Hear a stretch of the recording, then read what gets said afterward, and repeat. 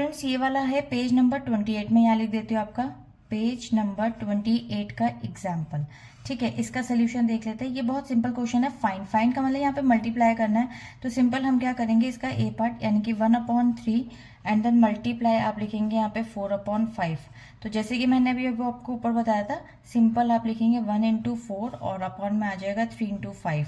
Now 2 cases are available, या तो आप यहीं पर कट डाउन करके सिंपलेस्ट फॉर्म कर सकते हैं एंड आफ्टर उसको मल्टीप्लाई कर सकते हैं, या फिर आप पहले सिंपल आप मल्टीप्लाई कीजिए और उसके बाद उसको सिंपलेस्ट फॉर्म में कीजिए। वो टाइम कंज्यूमिंग होता है और बड़ी डिजिट के साथ में सिंपलीस्ट जब आप करते हैं तो थोड़ा सा डिफिकल्ट होता है।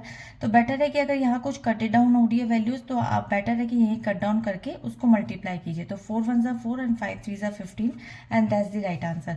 इसके बी पार्ट को भी देख लेते हैं। बी पार्ट में है यहाँ पर 2/3 एंड देन मल्टीप्लाई बाय 1/5 और इसको हम लिखेंगे यहाँ पे 2 × 1 और अपॉन में आ जाएगा 3 × 5।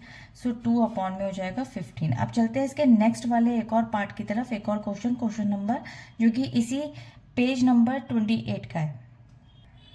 सो देखिए स्टूडेंट्स, ये भी पेज नंबर 28 का ही क्वेश्चन है। फाइंड द वैल्यू करनी है आपको। यहाँ पे ए पार्ट को डिस्कस करता है। सबसे पहले दिया हुआ है 8/3 मल्टीप्लाई बाय 4/7। इसको भी आप इसी तरीके से करेंगे 8 × 4 एंड 3 × 7। अब देखिए यहाँ पर भी अगर कोई वैल्यूज कट डाउन होती है तो आप कट डाउन कर सकते हैं, अदरवाइज सिंपल मल्टीप्लाई करेंगे। सो 8 4 हो जाएगा आपके पास यहाँ पे 32 और 7 3 हो जाएगा 21 and that's the right answer.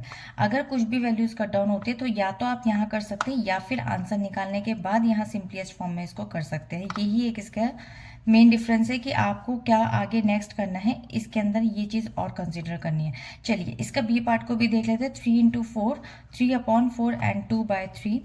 इसको भी हम ऐसे ही लिखेंगे 3 × 2 न्यूमरेटर से न्यूमरेटर्स की वैल्यू को मल्टीप्लाई किया एंड 4 × 3।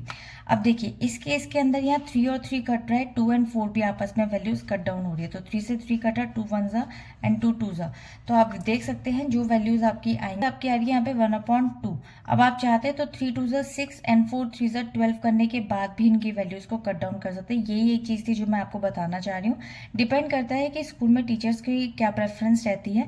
वैसे इसके मार्क्स नहीं कटते हैं, बट आप इसको इस तरीके से भी लिख सकते हैं। ये सबसे ज़्यादा सिंपलेस्ट फॉर्म है और बेसिक चीज़ है जो आप स्टेप बाय स्टेप कर सकते हैं। तो मिलेंगे इसके अब नेक्स्ट वीडियो में, जो कि एग्जाम्पल का ही एक और क्वेश्चन होगा। Bye bye.